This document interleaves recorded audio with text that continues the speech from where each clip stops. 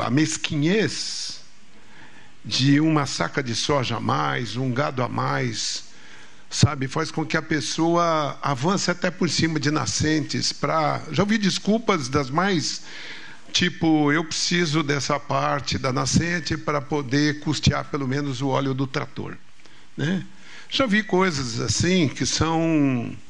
Eu antes achava que era de ignorância, hoje eu acho que são cruéis.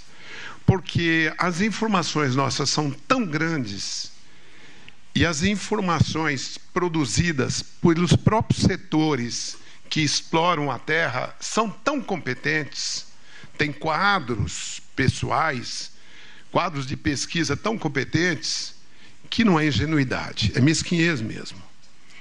E nesse momento no Brasil fazem uma declaração de guerra, porque é uma declaração de guerra de terra arrasada, de forçar os parlamentos municipais e estaduais a flexibilizarem o nacional também, de edição nem de decretos, mas de autorizações em que o presidente, de forma inconsequente, fala, e que as pessoas já se sentem motivadas aí para poder assumir condutas que não estão nem reguladas ainda legalmente. Quer dizer, uma inconsequência que faz com que eu pense que a sociedade civil brasileira, nesse momento, uma amadurecida que precisava, menos conflituosa, um pouco preocupada com a sua união, um pouco mais solidária, que se preocupasse em a sociedade civil fazer um gabinete de crise pelas coisas que vêm sendo propostas e a desobediência aos marcos legais como vem sendo autorizado. Eu vou no encontro seleto de representações da Polícia Federal, da Polícia Civil, do Ministério Público Federal, de ONGs e até de associações de caçadores de fauna silvestre, vejo a mesma coisa. Vou no encontro de mineração com governadores em Belém, fazendo uma reflexão sobre a exploração da Vale e tudo mais, é a mesma coisa. Vou num encontro outro que se refere a agrotóxicos, como fiz de manhã agora, seleto, com a representação de todas as áreas, é a mesma coisa. Ou seja, parece que a insensatez está presidindo e a sensatez está abandonando os nossos ambientes. Isso é muito sério para um país onde dizíamos que o país era composto de homens cordiais, que a gente tinha uma leitura de mundo um pouco mais obediente às necessidades prementes nossas, como a preservação do meio ambiente, porque é fundamental para a nossa vida, e a gente fica um pouco estarrecido com esses desmandos. Coisas idiotas, como, por exemplo, uma mecânica e maniqueísta posição de direita e esquerda ridícula. Eu dou ciência política aos meus alunos e nem admito que eles entram nesse debate pobre que está posto aí. Há muitas pessoas conservadoras nesse país muito competentes e de direita competentes. Mas o que a gente está vendo é alopração. É uma flexibilização que é criminalização, é desobediência às normas e os tratados. Se faz um código florestal, eu participei das audiências públicas nacionais e da mais alta representatividade aqui com todos os setores, com o presidente da Câmara dos Deputados na época, seu relator, governador, senadores, e houve um grande consenso e um acordo nacional, o Código Florestal. Houve um acordo. As pessoas não queriam que estava, mas o acordo. O que é política? Política é exercício do consenso para a construção de uma pátria. Mas aí, na verdade, aparecem as pessoas solapando essas bases de novo. Um presidente autoriza você a fazer caça indiscriminada de animais, quando, na verdade, se está discutindo a proliferação de animais exóticos. Isso se estende para animais em extinção, sem nenhum cuidado, uma preocupação da manutenção da nossa própria história e natureza. Essa condição mental é que a gente tem de se preocupar. Por isso que eu não vou me reduzir a repetir as questões do Código Florestal. Nós já sabemos. Essa casa debateu demais. Nós sabemos os danos que causa a poluição. Fizemos uma grande campanha contra o incêndio nesse estado. Foi até muito produtivo. Muito produtivo. Eu lembro que o presidente do Tribunal de Justiça exigiu até os juízes estiverem na audiência pública. Eu ia nessa audiência pública, buscava os juízes de dentro do fórum para se posicionar sobre algo que era muito grave. E a gente conseguiu alguma coisa. Agora nós temos uma proliferação do agrotóxico, do agroquímico, de uma autorização criminosa, provada, onde estão proibidos nos países avançados que têm grande preocupação. Eu recebi aqui um escritório de Seattle, nos Estados Unidos, representando setores do governo da França, depois de uma reunião da Embaixada da França, preocupados com a exportação e a importação por eles de matéria orgânica que fosse produzida no estado do Mato Grosso, que inclui a pecuária e a agricultura, mas que tivesse produzido desmatamento e utilizasse agrotóxico. Será que essas pessoas que produzem não estão informadas do quanto tem pressões de controle das importações e, portanto, das nossas exportações em prejuízo à economia do país?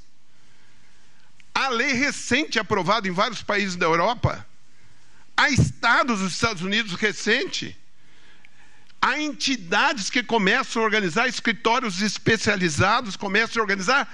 Eu estou dizendo um escritório do nordeste, do noroeste dos Estados Unidos, representando interesses da sociedade da França, como estão conectados. Vieram fazer levantamento aqui, depois do encontro na Embaixada da França, em Brasília. Quer dizer, as pessoas estão inconsequentes com a sua mesquinhez, seu imediatismo. É isso que precisa ser dito. Porque o resto, o marco legal, volta a dizer, está aí. Nós sabemos quais são. Já foi amplamente discutido.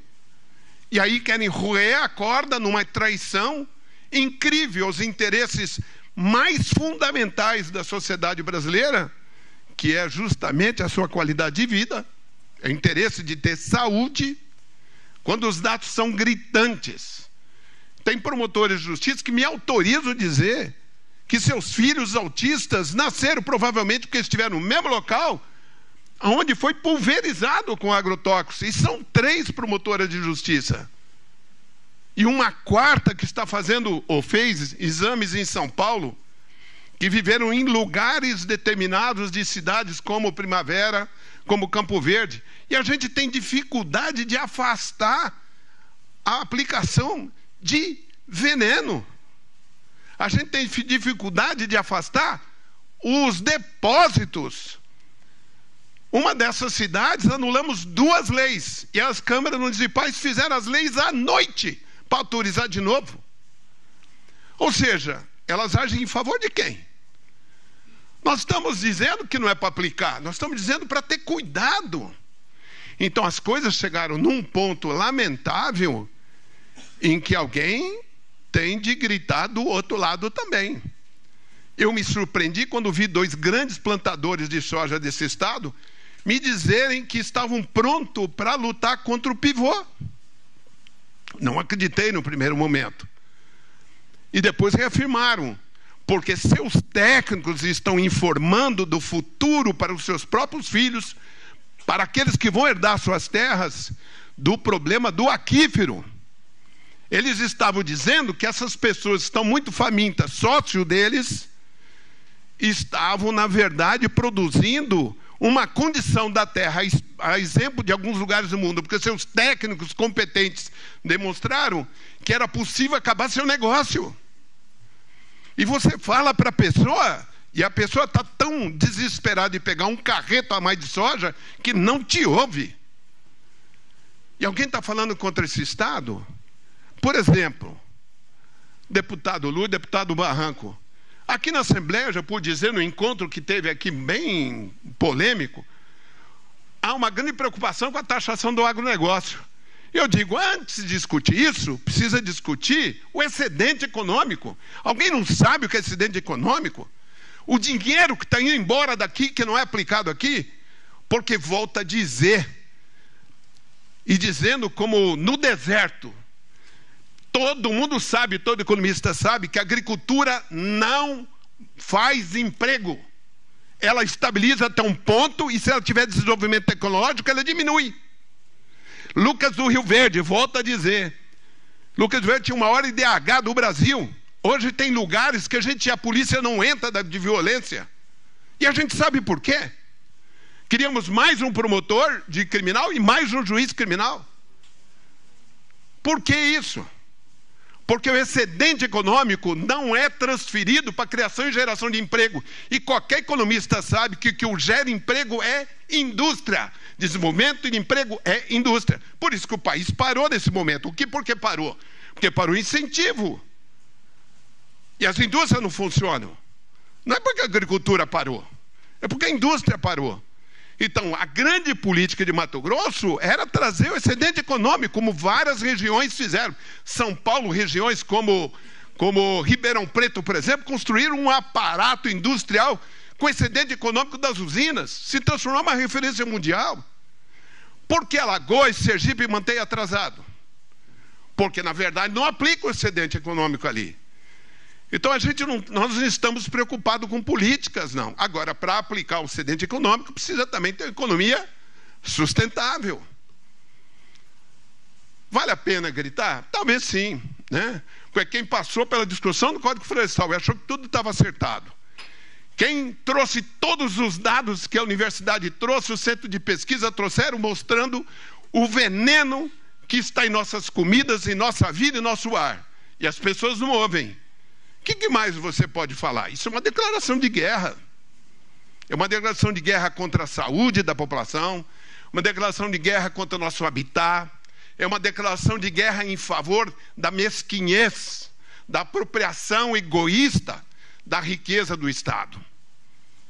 Querem isenção, querem tratamentos especiais, querem ter a maioria dos deputados, querem ter a representatividade que querem, e não querem abrir mão como se fosse um monopólio. E todo mundo sabe disso no Estado. Então não adianta ficar discutindo, vir aqui na Assembleia, um texto legal, ou outro. Não adianta. Não consegue fazer recuar. Nós sabemos que é piloto, a deriva que tem, o mal que tem o veneno. Não estou nem falando os venenos que são proibidos, estão sendo autorizados no Brasil. E isso move quem dentro dessa plateia que nos ouve? Quem tem consciência, quem consegue superar a sua ambição econômica desmedida e mesquinha, porque não tem outra coisa para dizer. E eu quero só, para o final, dizer para os senhores, eu estou falando como diretor da ABRAMPA, Associação Brasileira do Ministério Público Ambiental, que é a entidade temática judicial mais ativa hoje. Nós formamos uma comissão de crise. Quem está nessa comissão? Quem votou em todos os candidatos, inclusive no que ganhou. Porque nós percebemos que o desmonte que está sendo feito era uma agressão a todas as conquistas que nós tínhamos feito para preservar a saúde nossa, a qualidade da nossa comida e a qualidade do produto que vendemos para o exterior. Porque uma hora eles vão dizer, basta. Eu estou agora no momento, senhores, na coordenação executiva da rede latino-americana do Ministério Público Ambiental.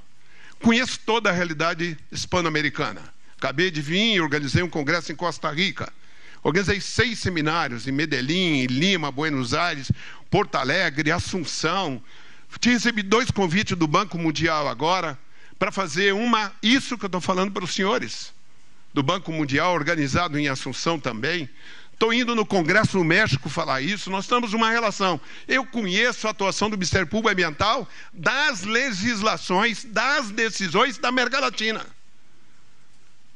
Tenho vivido isso intensamente.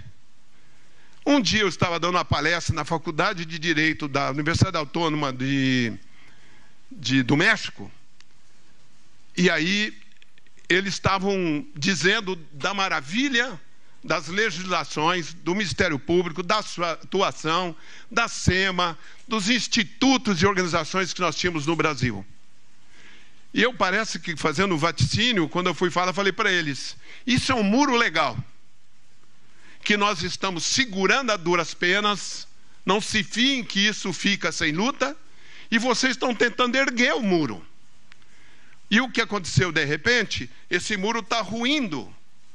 E eles estão conseguindo erguer esse muro mais sólido do que nós, com decisões que foram incrustadas muito mais avançadas nas constituições do Equador, da Bolívia, do Peru, até do México. Nós estamos retroagindo. Uma discussão, por exemplo, sobre a caça é uma discussão insana. Fui num debate na Câmara dos Deputados e não se faz uma separação de uma coisa com a outra. Saber que quando a gente está falando em fauna silvestre, é protegendo os animais de extinção. Quando a gente está falando em caça de javali, é uma outra história. E aí misturam como de propósito, como se pudesse caçar todo mundo e acabar tudo que está em extinção. Uma pessoa que tem essa vocação não tem nenhum amor pela vida, não tem um amor pelo meio ambiente, um amor pelo nosso futuro, um amor pelas nossas futuras gerações.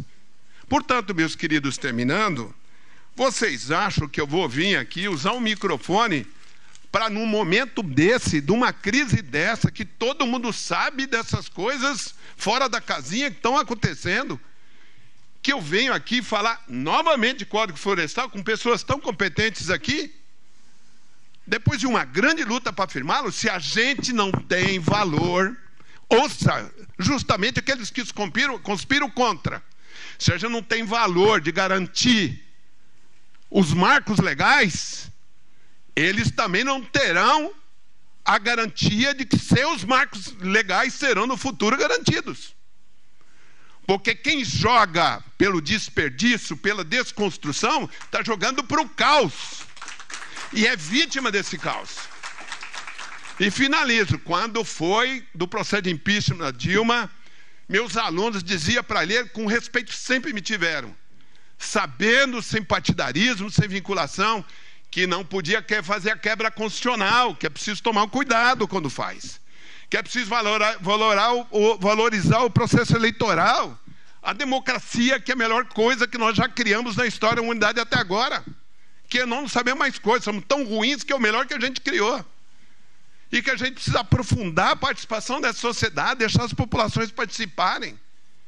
A gente não pode deixar retroagir, porque o caos atinge todos. A gente tem exemplos na história de outros países. E a gente estava num momento tão lindo dos marcos legais, com uma eleição como a última, que com todos os fake news e tudo aconteceu, eleição legítima, foi dentro dos parâmetros, teve um tribunal que coordenou isso. E a gente depois vem conspirando e alguém encontra esse espaço para ir violando. Advogados que se servem para isso não têm o mínimo respeito. Que se servem para quebrar para interesses econômicos, sabendo da importância de a gente ter um marco jurídico sustentável. Se não presta o marco jurídico, por que nós temos Assembleia? Por que nós temos legisladores? Se a coisa é na arma e na desobediência, para que promotores de justiça? Para que juízes? Se o juiz é só para homologar o que o poder econômico quer, ou se acovarda diante dessa situação? Nós temos um momento muito difícil no Brasil. O Supremo nem é exemplo para a gente. Todo mundo aqui sabe. E de todo lado e toda posição. Agora, uma coisa é verdade. Agrotóxico mata e está envenenando a gente, está na água. Quem diz que não, mente. Mente. Isso é uma coisa para o futuro. Por que eu estou dizendo isso aqui? Para ser agradável? Não. Porque a hora que meu filho que está aqui, minha neta, ou meu neto, as pessoas que forem da minha geração no futuro, vai falar, pelo menos o Scalop não se acovardou. E a gente não pode se acovardar. Nós estamos falando em qualidade de vida, gente. Mais nada. E todo mundo pode ganhar o dinheiro que quer. Seja feliz com a sua iniciativa privada e particular. Mas esse Estado precisa, e essa Assembleia precisa ser independente em relação a isso. Em relação a isso. É claro que a minha condição profissional me dá uma possibilidade de ser um pouco mais atrevido. Mas eu sou mais atrevido porque conheço a história e porque sou mais velho e porque sou mais consciente e porque estou mais choroso do que está acontecendo. É isso que eu queria dizer para os senhores.